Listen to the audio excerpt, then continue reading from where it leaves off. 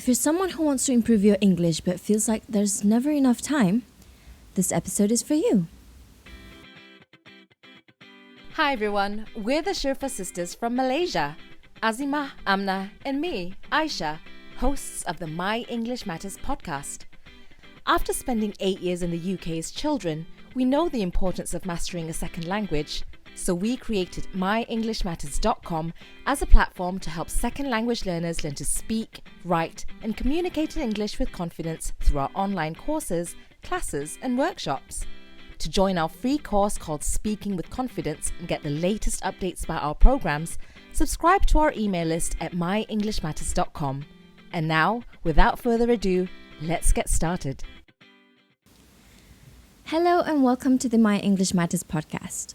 I'm your host for this episode, Aida from My English Matters Customer Support, and I take care of students' queries through Facebook, TikTok, Instagram DMs, and emails. We know what it's like to juggle work, family, studies, and everything else life throws at us. English often gets pushed to the bottom of the list, but today I'm going to show you how you can learn English even if you only have 5 minutes a day. Let's start with something simple, something that even the busiest person can do. I call these micro-learning moments. They're short, focused bursts of English practice that fit into your everyday routine. You don't need to block out an hour. You don't need a textbook or a quiet study space. All you need is a minute or two and a little creativity. And let me share a quick story from my own life. When I'm trying to improve my English, I sometimes feel like I never have time. By the time I finish work and reply to emails and DMs, I'm too tired to sit down and study properly. But I still want to learn. So I thought, okay, what's the smallest thing I can do? I decided to learn just one new word a day. Instead of writing it on a sticky note, I kept it simple. I typed it into my phone's notes app. That way I could carry it with me everywhere. And here's the funny part, I kept forgetting the word. But whenever that happened, I just pull out my phone and check my notes. Over time, flipping back to those words became a habit. And slowly, without me even realizing, my vocabulary grew. That's when it clicked for me. Learning English doesn't have to be this big formal thing. It can be as small as writing one word on your phone and revisiting it throughout the day. Here's what it looks like. While brushing your teeth in the morning, learn one new word. You can stick a note on your mirror or use a flashcard app. Repeat the word out loud, say it in a sentence, let it echo in your mind as you rinse and spit. Waiting for the bus or train? Instead of scrolling social media, listen to a short English podcast. Even just 3 minutes of listening can expose you to new vocabulary, natural pronunciation, and sentence rhythm. You're training your ears without even realizing it. Drinking your morning coffee? Read one English sentence. It could be from a blog, a news article, or even a quote on Instagram. Pause and ask yourself, what does this sentence mean? Can I say it out loud? Can I change one word and make a new sentence? These moments may seem small, almost too small to matter, but they do matter. Because learning a language isn't about one big study session. It's about consistency. It's about showing up every day, even just for a few minutes. It's about keeping English alive in your mind so it becomes part of your daily rhythm. Think of it like drops of water filling a glass. One drop doesn't make a difference, but if you keep adding drops day after day, the glass fills up. That's how your English grows. So if you're thinking, I don't have time, I want you to challenge that thought. You do have time. You just need to find your moments. And once you start, you'll begin to notice something amazing. Your vocabulary expands, your confidence grows, and English starts to feel more natural. Now, let's talk about one of my favorite tips, routine stacking. Routine stacking is all about adding English practice to something you already do every day. You're not creating a new habit from scratch. You're simply attaching English to an existing one. And that makes it so much easier to stay consistent. Remember how I told you earlier that I used my phone's notes app to collect new words? Well, I didn't stop there. I actually made it part of my bedtime routine. Every night before going to sleep, I'd quickly open my notes app and review the words I had written down. Sometimes I'd even challenge myself to write 1 or 2 simple sentences using them. It didn't take more than 5 minutes, but because I attached it to something I already did, checking my phone before bed, it became a natural part of my routine. I wasn't forcing myself to study. It was just there, like brushing my teeth or setting my alarm. And you can do the same. For example, cooking dinner, play an English audiobook or podcast while chopping vegetables.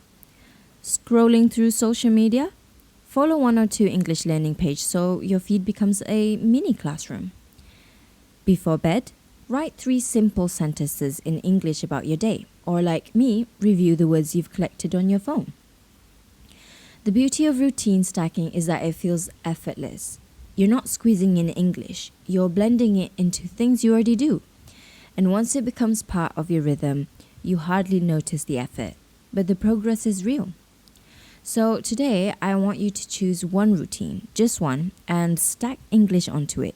Start small. Maybe it's 5 minutes of listening while you wash dishes, or 1 sentence before bed. That's all it takes to begin.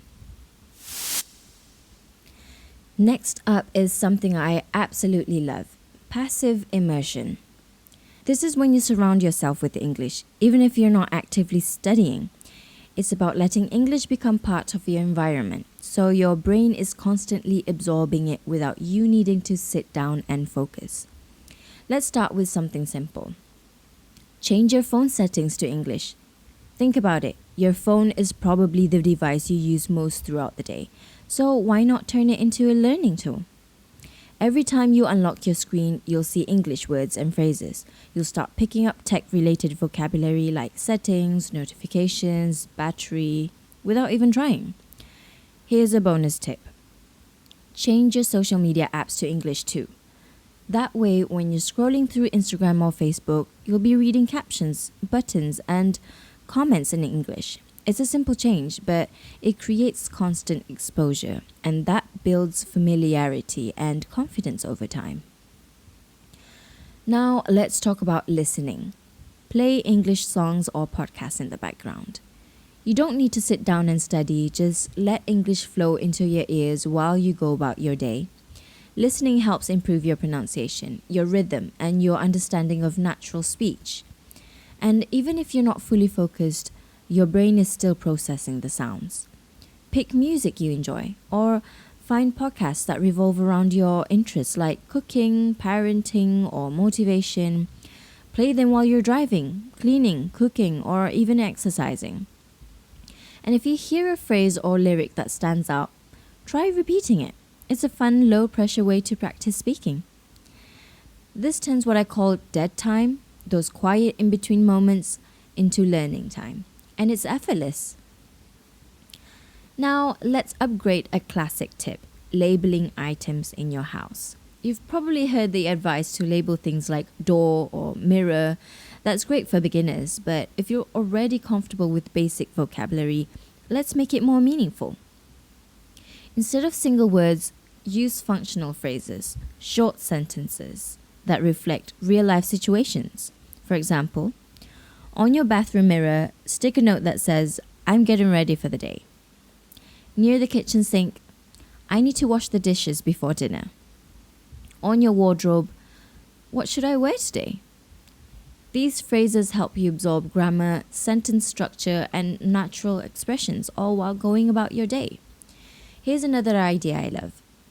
Post idioms or phrasal verbs around your home. Choose one each week and place it somewhere you'll see often, like your fridge or your workspace. Let's say you choose break the ice, which means to start a conversation in a friendly way. You could write, "At the party, I told a joke to break the ice." Seeing it every day helps you remember not just the meaning, but how to use it in a sentence. And finally, this one's fun. Create an English-only zone in your home. It could be your kitchen, your study corner, or even your car. Put up a small sign that says, English Only Zone. Then challenge yourself to speak only English in that space. Narrate what you're doing. "I'm chopping vegetables." I'm setting the table. I'm organizing my notes. This builds fluency and confidence because you're practicing real English in real situations. So, to recap, these passive immersion techniques don't require extra time. They simply blend English into your everyday life so that you're not just learning English, but also living it. And the best part? Your brain starts to recognize words and phrases naturally. It's like learning without even trying.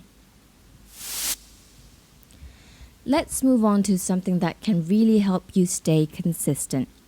Calendar blocking. Now, what does that mean? It's simply scheduling your English learning time in your calendar, just like you would for a meeting, a doctor's appointment, or picking up your kids. You're making English a priority, not something you squeeze in if there's time.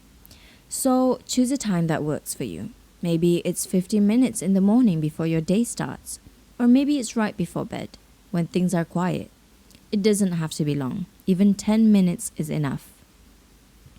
Once you've chosen your time, block it in your calendar. Use a bright color so it stands out. Set a reminder. And here's the key. Treat that time like it's important. Because it is. When you see it written down, you're more likely to follow through.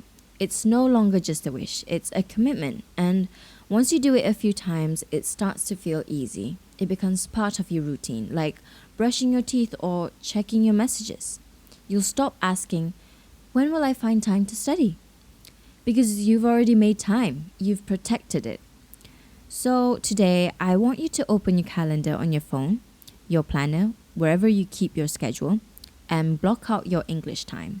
Just one slot. Start small and stick to it. Now, here's a powerful tip that can truly transform your English learning journey. Accountability and community. We all know that learning English alone can feel isolating. You're doing your best, but some days it's hard to stay motivated. That's where community comes in. When you learn with others, it becomes more fun, more encouraging, and a lot more sustainable. So, how do you build that support system? Start by finding a friend to study with. It doesn't have to be formal. Just check in with each other once a week, share what you learned and what you struggled with, or even a funny mistake you made. Having someone to talk to makes the process so much lighter. And if you want to take it further, I'd love to invite you to join our MEM Academy program. It's our private community of English learners where we not only teach grammar, but also have live speaking practice sessions every month. You'll meet like-minded learners, get feedback from teachers, and most importantly, you won't feel like you're doing this alone. Before we wrap up, let me circle back to that little story I shared about my phone notes. I started with just one word a day. Whenever I forgot, I'd check my notes again. Over time, those tiny actions built up in a whole list of words that reminded me how much progress I had made. That's really the key. It's the small, consistent steps that create big results. So I want you to choose one tip from today's episode. Just one. Try it today. And if you want to share your progress, send us an email at info@myenglishmatters.com. I'd love to hear from you. Thank you for listening, and remember, every minute counts when you're learning English. You've got this. Thanks for listening to this episode of the My English Matters podcast. Please make sure to click the subscribe button if you haven't yet, and leave a review of this podcast if you like it. If you'd like to learn even more with us, we have a free training called Speaking with Confidence, where we send 7 tips to your email. You'll also get weekly emails with tips and lessons to help you improve your English. Join us at myenglishmatters.com.